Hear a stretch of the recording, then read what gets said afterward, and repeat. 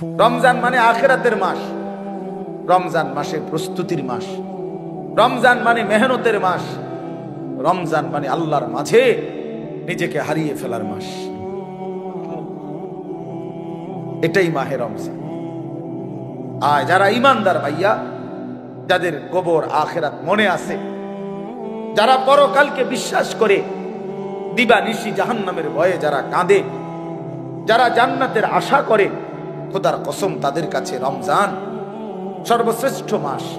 সারা বছর আমরা কিতাবে পড়ছি আল্লাহর প্রিয় বান্দারা, আল্লাহর নেক বান্দারা সারা বছর দিলে দিলে অপেক্ষা করতেন, আল্লাহ আরেকটা রমজান হায়াত দেন, আরেকটা রমজান হায়াত দেন, আরেকটা রমজান, আরেকবার সবে কদর পেতে চাই, আরেকবার ইতিকাফ করতে চাই, আরেকবার মাওলা তারাবি পড়তে চাই, আরেকবার 70 গুণ নেকি সবকিছুতে আমি অর্জন করতে চাই। আমার আরেকবার সুযোগ দেন।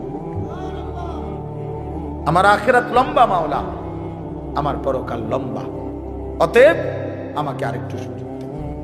এজন্য রমজান মাস এটা বড় মুবারক মাস, এটা দামি মাস মুমিনের কাছে। সবার কাছে একরকম না, সবার কাছে একরকম না বাবা।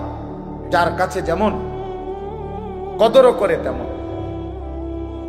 আমার একজন উস্তাদ আছেন হযরত মাওলানা মুফতি মুস্তফা মাহমুদি, কুমিল্লা বাগমারা লালমাই এলাকার অনেক বড় আল্লাহওয়ালা হুজুর, আমার উস্তাদ। এই হুজুরে আমরা ছাত্র জীবনে দেখতাম, হুজুরে কইতো আল্লাহ কেমন, যার মনে যেমন, যার মনে যেমন, যে দিলে দিলে যেমন ভাবে আল্লাহ তাআলা তার আচরণও তার সাথে করে এমন। আনা ইনদা যান্নি আবদি বি, আল্লাহ নিজে বলেন হাদিসে কুদসিতে, আমি আমার বান্দার ধারণা অনুপাতেই তার সাথে আচরণ করি।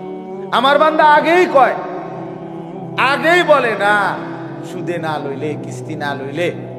আমার বান্দা নিজেই বলে না কেমনে সংসার চলবো।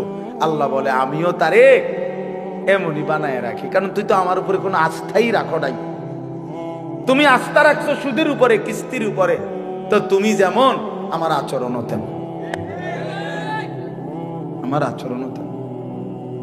সব ব্যাপারে বান্দা আল্লাহ তাআলার ব্যাপারে ধারণা রাখে যেমন, আল্লাহ তাআলাও তার সাথে আচরণ করে তেমন। তো এই জন্য বললাম মাহে রমজান আমাদের জীবনের সর্বশ্রেষ্ঠ মুমিনের কাছে গুরুত্বপূর্ণ মাস। ইমানদারের হৃদয় এটা, ইমানদারের কলজা এটা, ইমানদারের অপেক্ষা এটা। আমাদের প্রিয় নবী সাল্লাল্লাহু আলাইহি ওয়াসাল্লাম একটানা 2 মাস লাগাতার আল্লাহর কাছে রমজান ভিক্ষা চাইতেন। 2টা মাস। আল্লাহুম্মা বারিক লানা ফি রাজাবা ওয়া শাবান ওয়া বাল্লিগনা রমাদান। আয় আল্লাহ, এই 2টা মাসে আমারে হায়াত ভিক্ষা দেন, বরকত দেন, আমারে রমজান পর্যন্ত পৌঁছিয়ে দেন। তাইলে নবী সাল্লাল্লাহু আলাইহি সাল্লাম রজব এবং শাবান মানে রমজানের আগের 2 আরবি মাস আল্লাহর কাছে বরকত চাইতেন হায়াতের, আর রমজান পর্যন্ত পৌঁছতে চাইতেন। আচ্ছা, নবী সাল্লাল্লাহু আলাইহি সাল্লামের 11 মাসের আমল ঘাটতি ছিল কেমন? নবী সাল্লাল্লাহু আলাইহি সাল্লাম 24 ঘন্টার মধ্যে গাফেল থাকতেন কখন? নাউজুবিল্লাহ। আল্লাহকে ভুলে থাকতেন কখন? এক বুজুর্গকে জিজ্ঞাসা করছিল যে আল্লাহ নবী সাল্লাল্লাহু আলাইহি সাল্লাম তসবিহ ব্যবহার করতেন, যে আমরা যে তসবিহ গুনি, তাহলে উনি চমৎকার উত্তর দিছে যে শোনো বাবা, তসবিহ তো ব্যবহার করে সে যে আল্লাহকে ভুলে যায়, ফলে তসবিহ হাতে থাকলে এই তসবিহ তারে আল্লাহর কথা মনে করায় দেয়, তখন সে আবার পড়ে, আবার ভুলে যায়, আবার তসবিহ দেখলে মনে পড়ে। তো তসবিহ তো মনে করায় দেয় আল্লাহর কথা, তো যে ভুলে যায় তাকে না মনে করাবে। তো নবী সাল্লাল্লাহু আলাইহি সাল্লাম তসবিহ পড়তেন কিনা, ব্যবহার করতেন কিনা তুমি জানতে চাইছো? আগে তো তুমি বলো নবী সাল্লাল্লাহু আলাইহি সাল্লাম আল্লাহকে ভুলতেন কখন? তিনি আল্লাহকে ভুলতেন কখন? তিনি তো কখনোই ভুলতেন না। কানা রাসূলুল্লাহ সাল্লাল্লাহু আলাইহি ওয়াসাল্লাম ইয়াযকুরুল্লাহ ফি কুল্লি আহইয়ানিহি আম্মা জান আয়েশা রাদিয়াল্লাহু তাআলা আনহা বলেন, আল্লাহর নবী সাল্লাল্লাহু আলাইহি সাল্লাম সর্বদাই আল্লাহ তাআলার জিকির করতেন। তাইলে যিনি 11 মাস টানা আল্লাহর ইবাদতে পূর্ণ মনোযোগী থাকতেন, যিনি নবী নিজে বলছেন আনা আ'লামুকুম বিল্লাহ, আমি আল্লাহকে সবচেয়ে বেশি জানি চিনি, আনা আতকাকুম, আমি হচ্ছি তোমাদের মধ্যে সবচেয়ে বেশি আল্লাহকে ভয় করি। তাহলে যার তাকওয়া বেশি, যার ইলম বেশি, যার আমল বেশি, যার 11 মাসের বন্দিগি লাগাতার, সেই তিনি এর পরেও এত নেকি এত বন্দিগি থাকার পরেও নবীজি রমজানের অপেক্ষা করতেন 2 মাস। আর আমাদের 11 মাসের হালাত কি? আমাদের হালাত, আমাদের নেকি কোথায়? আমাদের গুনার ভিড়ে নেকি তো খুঁজে পাওয়া যাবে, নেকি তো খুঁজে পাওয়া যাবে না। আমাদের তো গুনায় গুনাহ, গুনাই গুনাহ, গুনাই গুনাহ, উঠতে বসতে চলতে ফিরতে নাফরমানি আমাদের বেশি। অতএব আমাদের জন্য এর চাইতে বেশি রমজানের অপেক্ষা করা উচিত, কারণ রমজান আমার গুনাহ ধুয়ে মুছে সাফ করে দিবে, রমজান আমার নেকির পাহাড় জমায়ে দিবে। এই জন্য দয়া করে আমরা প্রত্যেকে ইনশাআল্লাহ, এই প্রথম কথা আমার, রমজানের জন্য দিল থেকে দোয়া করবেন, বলেন ইনশাআল্লাহ। এইটা হলো 1 নাম্বার কথা, 1 নাম্বার ডিউটি। এখন থেকে আর বাকি কয়টা দিন প্রত্যেক দিন আল্লাহর কাছে বলেন, আল্লাহ আর কয়টা দিন হায়াত ভিক্ষা দেন, আর কয়টা দিন হায়াত দেন, রমজান না দেখাইয়া আমারে কবরে নিয়েন না মাওলা। আমি রহমত মাগফিরাত নাজাত পেতে চাই, আমি 70 নেকি পেতে চাই, আমি সবে কদর পেতে চাই, আমি ইতিকাফ পেতে চাই, আমি রমজানের রহমত মাগফিরাত নাজাত পেতে চাই। আমারে এত কাছে আইনা 17-18 দিন সামনে রাইখা আমারে কবরে নিয়েন না। এটা আমাদের প্রথম দোয়া। 2 নাম্বার কথা হলো, আল্লাহ পাক রব্বুল আলামিন রমজানের গুরুত্ব বলতে গিয়ে এইখানে ডাইরেক্ট সরাসরি আল্লাহ নিজে বলছেন। এই আয়াতটা সূরা বাকারার 185 নম্বর আয়াত অংশ বিশেষ। আল্লাহ তাআলা বলেন, শাহরু রমাদান, এই যে রমজান মাস, শাহরু অর্থ মাস, রমাদান মানে রমজান। তো রমজান মাস, এই কথাটা আল্লাহ পাক এই মাসটার এতটা দাম যে আল্লাহ নিজেই এই মাসের নাম উল্লেখ করেছেন। এই কোরআনুল কারীমে আরবি 12 মাসের মধ্যে আর কোন মাসের নাম কোরআনে নাই, শুধু এইটাই আছে। মুহররম, সফর, রবিউল আউয়াল, রবিউস সানি, আরো মাস আছে না আরবি, এগুলোর নাম নাই। শুধু এই রমজান মাসের নামই আল্লাহ উল্লেখ করছেন, শাহরু রমাদান, রমজান মাস। অতএব যেটা আল্লাহ উচ্চারণ করছেন সেটা দামি, দামি কিনা বলেন? 2, আমাদের নবীজির জবানে রমজান শব্দ উচ্চারণ হয়েছে কিনা? নবীজি বারবার বলছেন, ইজা দাখালা রমাদান, যখন রমজান আসে, ফুতিহাত আবওয়াবুর রাহমা, আবওয়াবুল জান্নাহ, রহমতের সব দুয়ার আল্লাহ খুলে দেয়, জান্নাতের সব দুয়ার আল্লাহ খুলে দেয়। ওয়াগুল্লিকাত আবওয়াবুন নার, জাহান্নামের দরজা বন্ধ করে দেয়।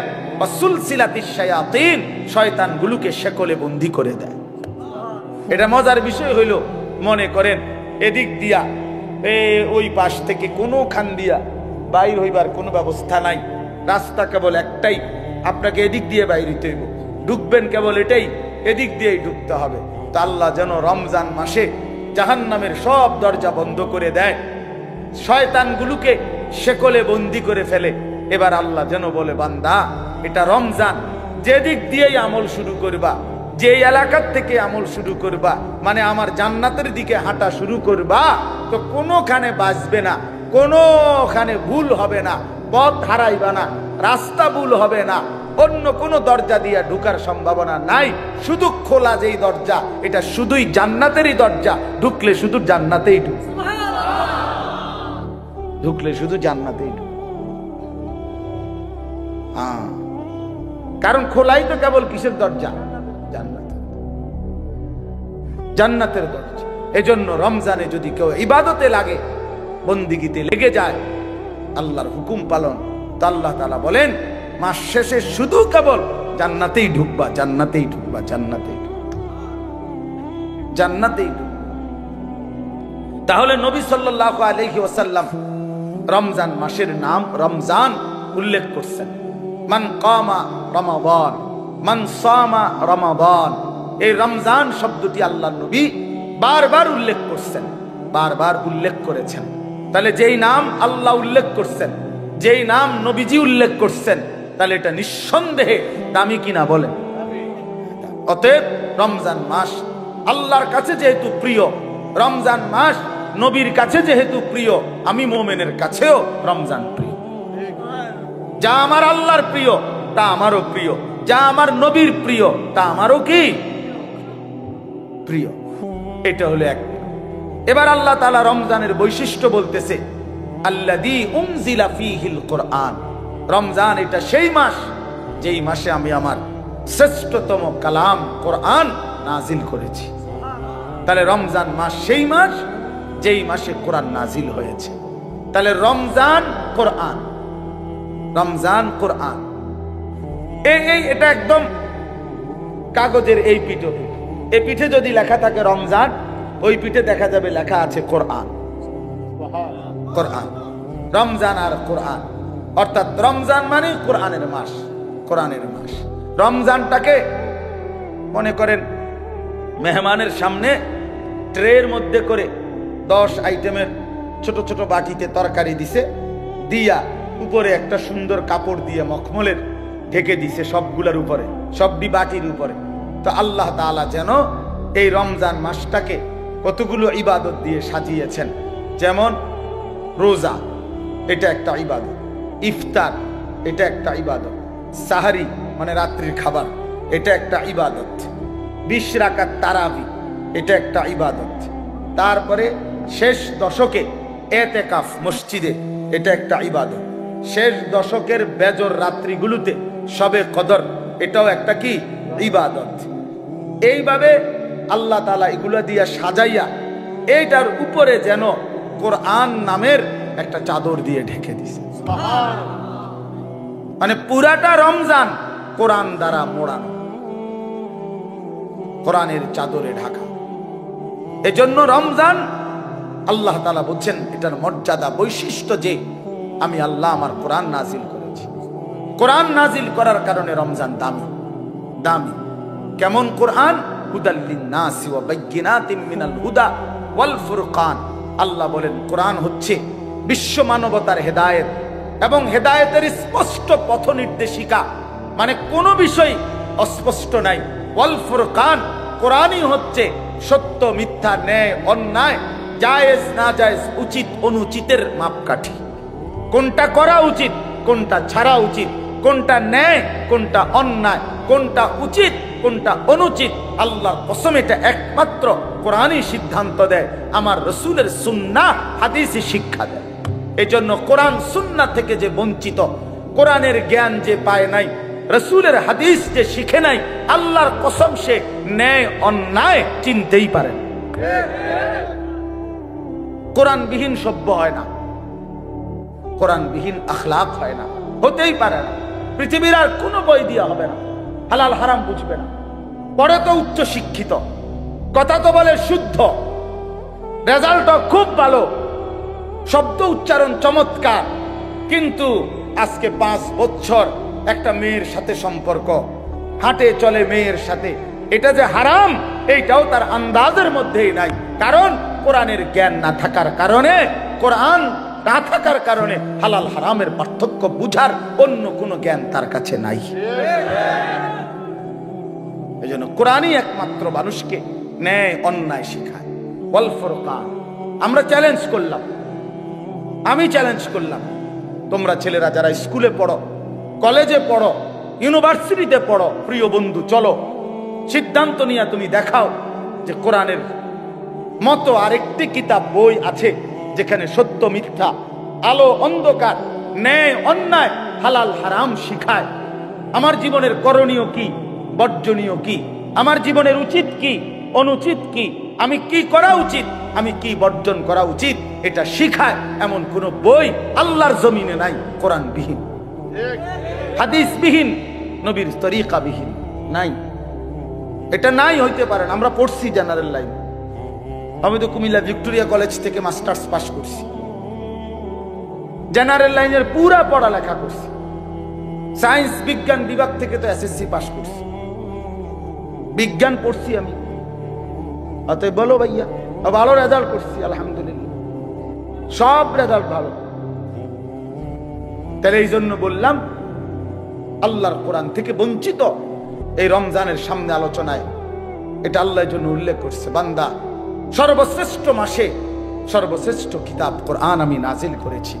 তাইলে মানুষ হলো সর্বশ্রেষ্ঠ আল্লাহর সৃষ্টি, কোরআন হলো সর্বশ্রেষ্ঠ কিতাব, রমজান হলো সর্বশ্রেষ্ঠ মাস।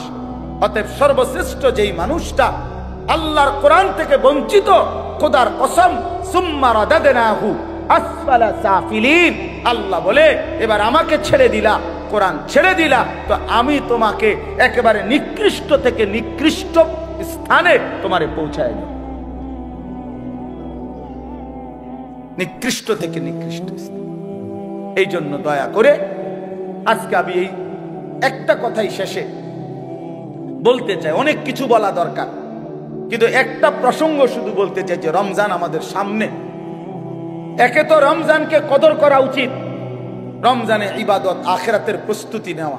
আর বিশেষভাবে অনুরোধ করছি আপনাদের কাছে, ছেলেদের বাবাদের, যে আল্লাহর কোরআন যাদের অশুদ্ধ, কোরআন শরীফ যারা পড়তে পারেন না, কোরআন শরীফের জ্ঞানের সাথে যাদের কোনো সম্পর্কই নাই, আপনারা আরেকবার ঘুরে দাঁড়ান, আরেকবার ঘুরে দাঁড়ান।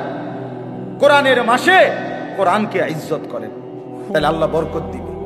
যার কোরআন, আপনার বয়স 90 বছর হোক আর 9 বছর হোক, ছেলেরা বাবা তোমরাও, পর্দার আড়ালের মা বোনরাও, বয়স্ক বাবারাও, আমরা প্রত্যেকেই রমজান আমাদের সামনে, সবাই সবার সুবিধা মতো ইমাম সাহেবের কাছে, কোন আলেমে দ্বীনের কাছে, কারো না কারো কাছে আল্লাহর কোরআন শিখেন, কোরআন শরীফ সহি শুদ্ধ করেন। এটা উচিত, এটা ইনসাফ বাবা, এটা ইনসাফ।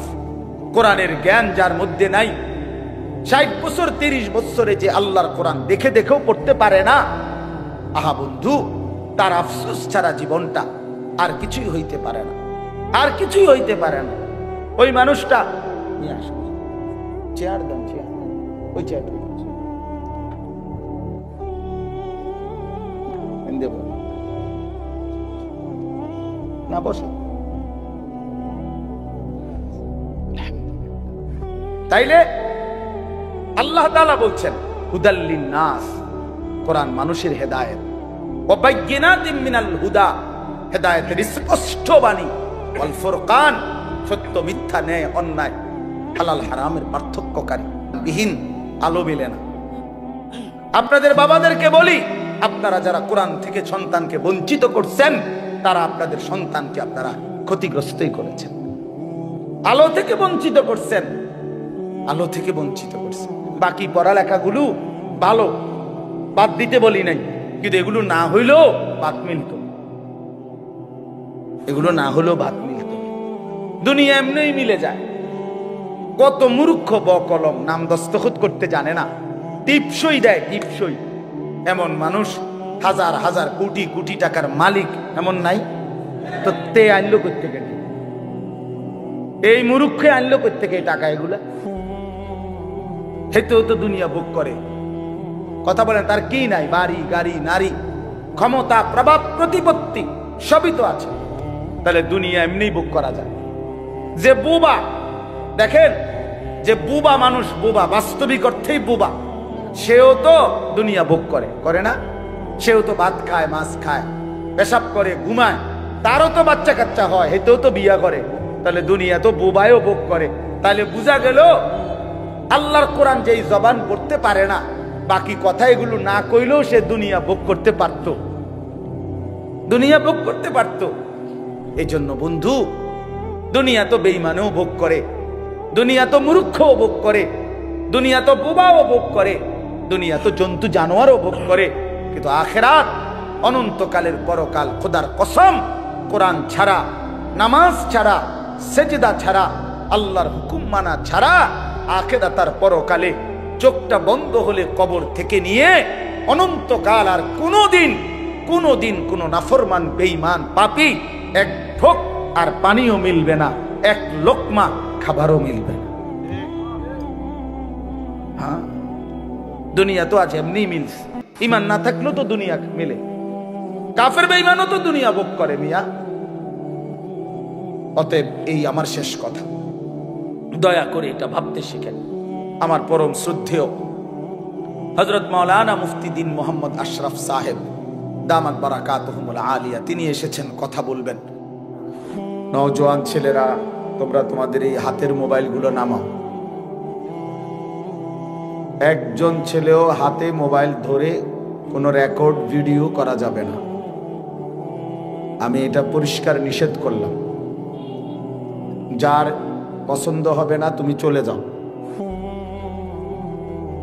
এ কথা মানার যদি ইচ্ছে না হয় তাহলে বের হয়ে গেলে ভালো, সুযোগ দিলাম। আর নাই তো আমি কিন্তু উঠাই দেব। এই জন্য দয়া করে ভাইয়া ধমক শুনো না, একজনও মোবাইল বন্ধ করেই শুনতে হবে।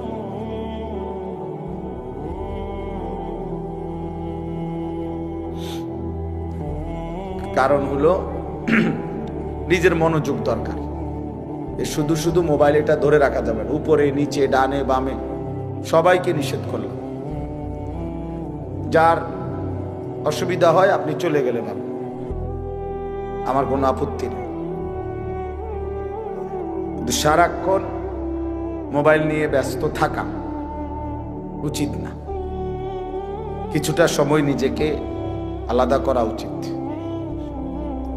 এতে মনোযোগ হয়, আন্তরিকতা বাড়ে, আল্লাহর কথার প্রতি দিল জমে, মনোযোগ সৃষ্টি হয়, অনুভূতি জাগে, বিবেক জাগে, আস্তে আস্তে নিজের পরিবর্তন নসিব হয়। আমি যদি আমার খামখেয়ালির উপরেই থাকি তাহলে পরিবর্তন হবে কিভাবে? আমি যদি আমার অবহেলা অমনোযোগিতার মধ্যেই থাকি তাই তো হবে না। একটা জগ, বালতি, গ্লাস এটা যদি উল্টা করে রাখে তো এইবার এটার উপরে আটলান্টিক মহাসাগরের সবগুলো পানি দিলেও তো এটা পুড়বে না, কারণ এটা তো উল্টো। আল্লাহ নবী সাল্লাল্লাহু আলাইহি ওয়াসাল্লাম বলছেন, এটা হাদিসের মধ্যে আছে, কিছু মানুষের দিল কালকুজে মিরবাদান, উল্টা গ্লাসের মতো, উল্টা জগের মতো, যে যার দিল উল্টে গেছে, যার কলিজা উল্টে গেছে, ফলে আর এর মধ্যে কোনো কথাই আসর করে না। আল্লাহর কথা, কোরআনের কথা, নবী সাল্লাল্লাহু আলাইহি সাল্লামের কথা কোনো প্রভাব ফেলে না, কোনো অনুভূতিই জাগে না। কারণ আসলে জাগবে কোথায়? দিল তো উল্টে গেছে। এজন্য হাদিসের মধ্যে আছে, আল্লাহর নবী সাল্লাল্লাহু আলাইহি ওয়াসাল্লাম 5 ওয়াক্ত নামাজের পরে নবীজি বিশেষ যেই দোয়াগুলো করতেন, এর মধ্যে একটা দোয়া এটা, ইয়া মুকাল্লিবাল কুলুব সাব্বিত কলবি আলা দীনিকা। এটার অর্থ হলো, আপনারা এদিকে তাকান, ওরা এত জনেরই ঠিক করে পারতেন না, যা আছে জায়গা তাই, আর কি জায়গা বানাইবো বেটারা, খালাস। আপনারা যারা বসছেন আপনারা মনোযোগ, ওনারা কেমনে বসবে এটা ওনারা চিন্তা করেন। চলেন ভাই, সবাই ঠিক করতে গেলে, গুছাইতে গেলে সময়টা আসবে প্রত্যেক আমার, আমি এতক্ষণ সময় থাকবো না এখানে। এই জন্য আপনারা মনোযোগ দেন। ওই ভাইরা ইন্তজামওয়ালারা আছে, স্বেচ্ছাসেবক আছে, ওরা ফিকির করুক কি করতে পারে, না হয়তো আগামী বছর শুনবো এরা, এবছর যাই ঘুমাই যাক, কি করা। তো আল্লাহ নবী সাল্লাল্লাহু আলাইহি ওয়াসাল্লাম বলছেন, দোয়া করতেন, ইয়া মুকাল্লিবাল কুলুব সাব্বিত কলবি আলা দীনিক। হে অন্তরসমূহের পরিবর্তনকারী, হে অন্তরসমূহের পরিবর্তনকারী আল্লাহ, আপনি আমার অন্তর, আমার কলব আপনার দ্বীনের উপরে মজবুত রাখেন। এজন্য নবী সাল্লাল্লাহু আলাইহি ওয়াসাল্লাম বলছেন হাদিসের মধ্যে, ইন্না কুলুবাল ইবাদ বাইনা ইসবাআইন মিন আসাবি'ir রহমান ইউকাল্লিবুহু কাইফা ইয়াশা। নিশ্চয়ই বান্দার অন্তর আল্লাহ পাকের কুদরতি 2 আঙ্গুলের মাঝে, এরকম 2 আঙ্গুলের মাঝে। আর সেই কলব অন্তর আল্লাহ তাআলা ইউকাল্লিবুহু কাইফা ইয়াশা, যেভাবে ইচ্ছা সেভাবে উলট পালট করতে পারেন।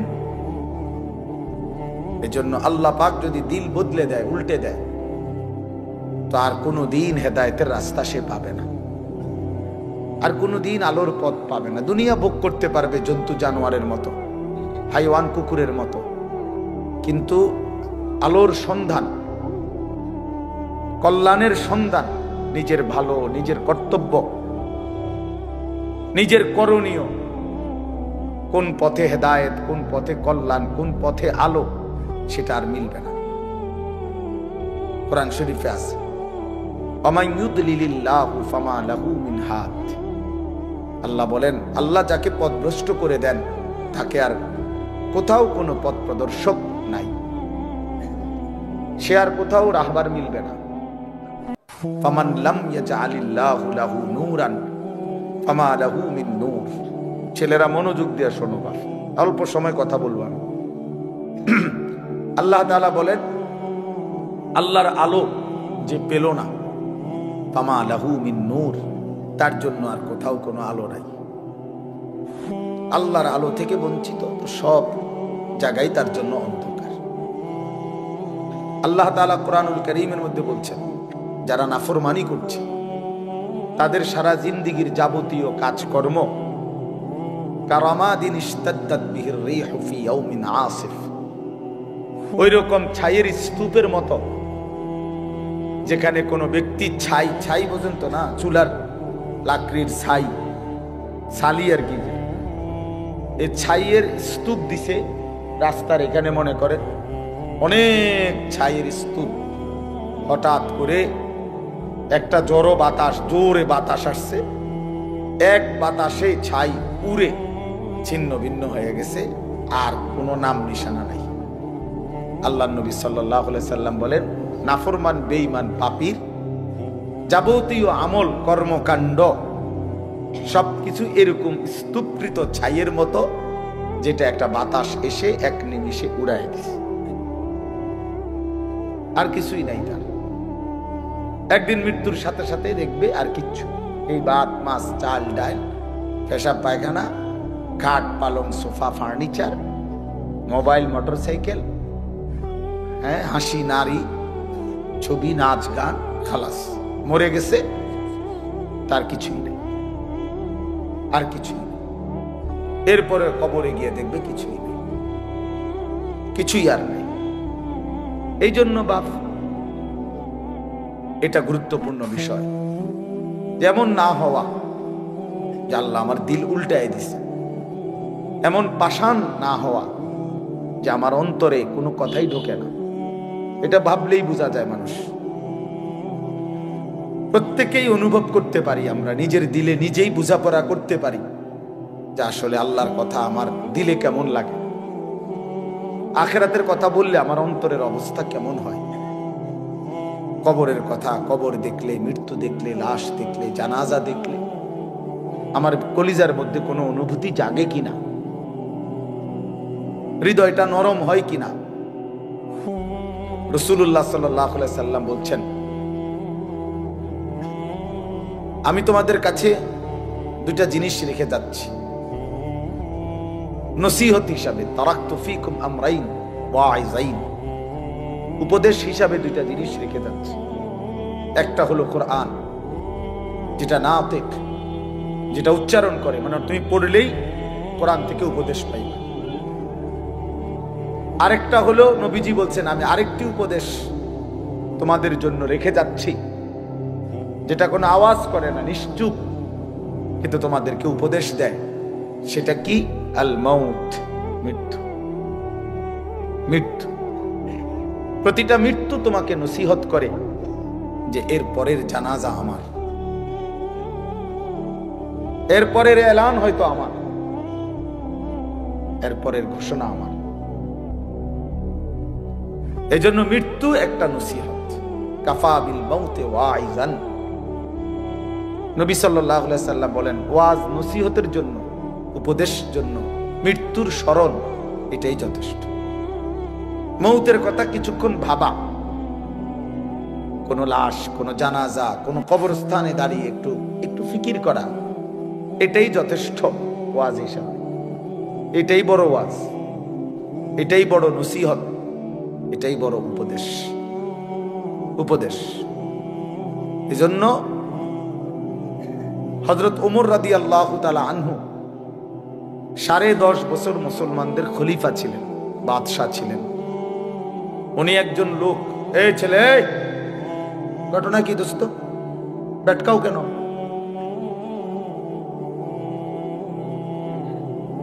ফাজলামি করলে চলে যাও, আরো দুজন মানুষের জায়গা দাও। বেচারা কষ্ট করে দাঁড়ায় রয়েছে। কি ভাবছো দোস্ত? এর খামখেয়ালির জায়গা না। চেনো না আমারে? কোনো সময় দেখছো না? দুষ্টামি করো না, রসিকতা আমি পছন্দ করি না বাপ।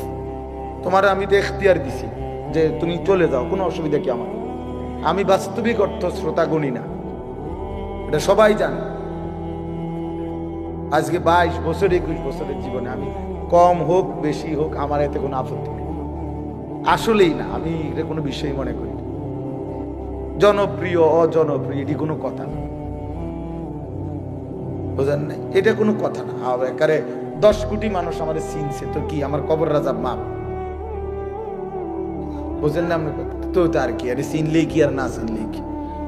আমার আল্লাহ আমারে মাফ করবে কিনা এটা হলো আমার চিন্তা। আপনি একারে সারা বাংলাদেশ আমার মাথা তালগি দিয়ে নিলে কি তারপরে কি আমি কি হবে এতে?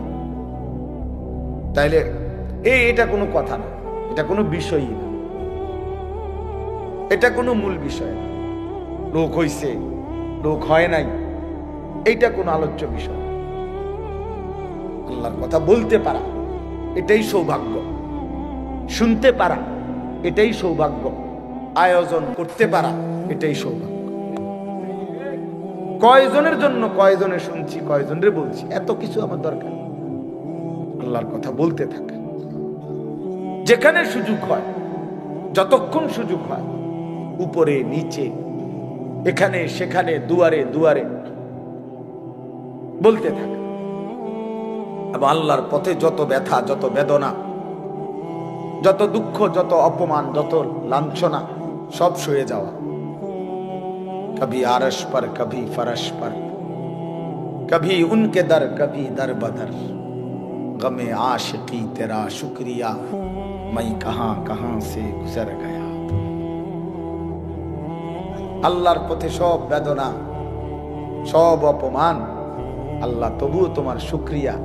তোমার কথা বলতে গিয়েই বেইজ্জতি হয়েছে, অসুবিধা কি? গমে আশিকি তেরা শুকরিয়া, মাই কাহা কাহা সে গুজর গয়া। আমি কই থেকে কই ছুটে গেলাম, তোমার জন্যই ছুটলাম, তোমার জন্যই ছুটলাম, তোমার কথাই ফেরি করলাম। গতকালকেও আমি রাত্রে শেষ যখন বয়ান শেষ করছি, লাস্ট রাতের 1:20 বাজে, হ্যাঁ শুরু হয়েছে জোরের পর থেকে। কোথায় গেছি, কতক্ষণ করছি, কি কিচ্ছু আমার হিসাব কিতাব। চলছো তো চলো ভাইয়া, বলতে থাকো, খালাস। এই জন্য বললাম দোস্ত আমার রাগ হইও না, খামখেয়ালি করাটা আমি পছন্দ করি। আমার কথা হলো কম হোক, মনোযোগ দিয়ে শোনো, এতে বরকত। একদিনে তুমিও বদলাইতা না আমি জানি, কিন্তু আন্তরিকতা থাকলে, মনোযোগ থাকলে একদিন সত্যি সত্যি আল্লাহ চাইলে বদলে যাবে। 100 খুনের আসামি আল্লাহর ওলি হইছে, বেশ্যা পতিতা নারী সেও আল্লাহর ওলি হইছে, তুমি হইতা না কেন? জগৎ বিখ্যাত ডাকায় তো কি হইছে, আল্লাহওয়ালা হইছে, তুমি হইতা না কেন? তুমি তো এর চাইতে খারাপ হয়ে যাও নাই, তো তুমিও ভালো হয়ে যাবে ইনশাআল্লাহ। কিন্তু আন্তরিকতা দরকার, দিল দরকার, আল্লাহর কথার প্রতি মনোযোগী হওয়া দরকার, আল্লাহর কথার প্রতি মনোযোগী হওয়া দরকার। এই জন্য আমি এটা একটু শক্ত। আমার কথা হলো শতভাগ মনোযোগ দিয়ে। এই যে আমি এই জন্য মোবাইলের কথা বলছি, অর্থাৎ মোবাইল ধরে রাখলে না হাতে সারাক্ষণ নজর যায় ওটার দিকে, মানে একটু পর পর এটা মনে পড়ে, এটা তো ওদের নিয়ে একবার ছোট করে, একবার বড় করে, একবার একটু চাপ দেয়, একটু নিচে নেয়, মানে দেখবেন মানে বেচারার টেনশনটা কাজ করে কি। তো এটারে তো তুমি অনেক কিছু করলা, কিন্তু তোমার নিজের কলিজার মধ্যে কি ঢুকছে এটা কম। মোবাইলের একবারে ছবিটা সুন্দর উঠছে, আওয়াজটা ক্লিয়ার উঠছে, সব ঠিক আছে, তো এটা দিয়ে কি লাভ হইল? আমি সুন্দর হলাম কিনা, আমি কিছু বুঝলাম কিনা, আমার ভিতরে একটা আফসোস আসছে কিনা, আমার হৃদয়ের মধ্যে একটু ফিকির অনুভূতি জাগছে কিনা যে হায় আমি কি করছি, আমার কি করা উচিত ছিল, আমি কে, আমি আসলাম কোত্থেকে, কে আমাকে বানাইলো, কে আমাকে বানাইলো। ওই মৌলানা বলতেছিল যে আল্লাহ জানতে চাইবে বান্দা আমি কি একটা বারও আমার ডাক শুনতে পাই নাই? কেমনে পারলা? সারাদিনে কতজনরে ডাক দিলা, তুমি কি পারলা না একটা বার আমারে ডাকতে?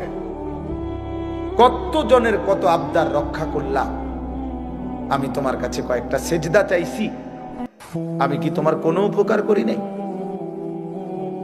আজকের সারাদিনে আমি কি তোমাকে লালন পালন করি নাই?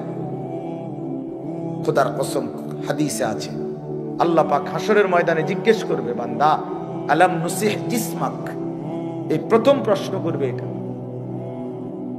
বান্দা বলো তো মোট এতদিন আমি কি তোমার শরীরটা সুস্থ রাখি নাই? বলো মাথা ব্যথা ছিল কয়বার? মাথা স্বাভাবিক ছিল কয়বার?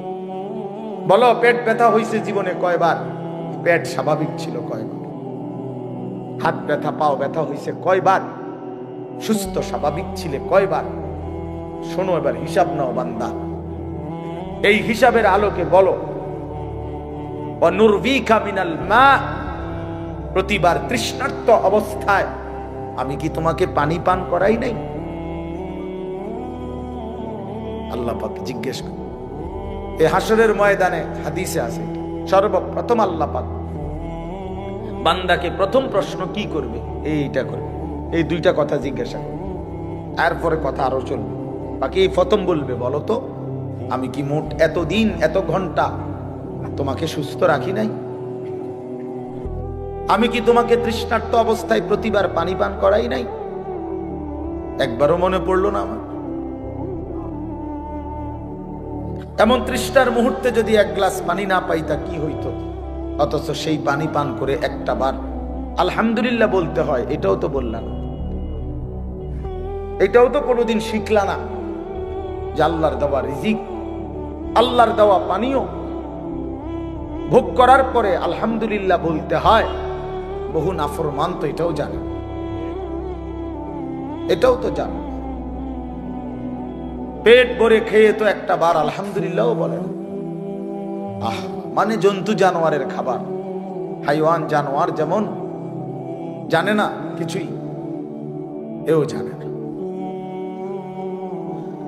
এই জন্য বাপ চলেন আমি আমার আয়াতটা বলি। তাহলে আমার বলার উদ্দেশ্য হলো আমরা এই কথা হৃদয় দিয়ে অনুভব করা, আমাদের আখিরাত আছে, আমাদের পরকাল আছে, আমাদের মৃত্যু পরবর্তী একটা জিন্দেগি আছে, এটা নিশ্চিত, এটা সত্য, শতভাগ সত্য। কবর, হাসর, মিজান, ফুলসেরাত, জান্নাত, জাহান্নাম, এটা সত্য বাপ। যদি মিথ্যা হইতো 1450 বছরে গবেষণা কইরা বিভিন্ন দার্শনিক পণ্ডিতরা অনেক তথ্য বের করতো যে এই আলোকে এটা প্রমাণিত হলো যে এটা মিথ্যা। কিন্তু কোন কাফের বেঈমানও আজ পর্যন্ত পরকালের কোন বিষয়কে মিথ্যা প্রমাণিত করতে পারে নাই। কোরআনুল কারীমের একটি অক্ষরকে যেহেতু ভুল প্রমাণিত করতে পারে নাই, অতএব আখিরাত সত্য। আফালা ইয়াতাদাব্বারুনাল কুরআনা ওয়ালাউ কানা মিন ইনদি গায়রিল্লাহি লাওয়াজাদু ফীহি ইখতিলাফান কাসীরা। আল্লাহ বলে আমার বান্দারা কোরআন পড়ে দেখো না কেন, কোরআন গবেষণা করছো না কেন, দেখো না এক একটা আয়াত মিলায়া দেখো। যদি এই কোরআন অন্য কারো কাছ থেকে আসতো আমি আল্লাহ ব্যতীত, তাহলে যেই কোনো চিন্তাশীল বুদ্ধিমান ব্যক্তি গবেষণা করিলেই তার মধ্যে অসংখ্য ভুল ত্রুটি ভ্রান্তি খুঁজে পেত।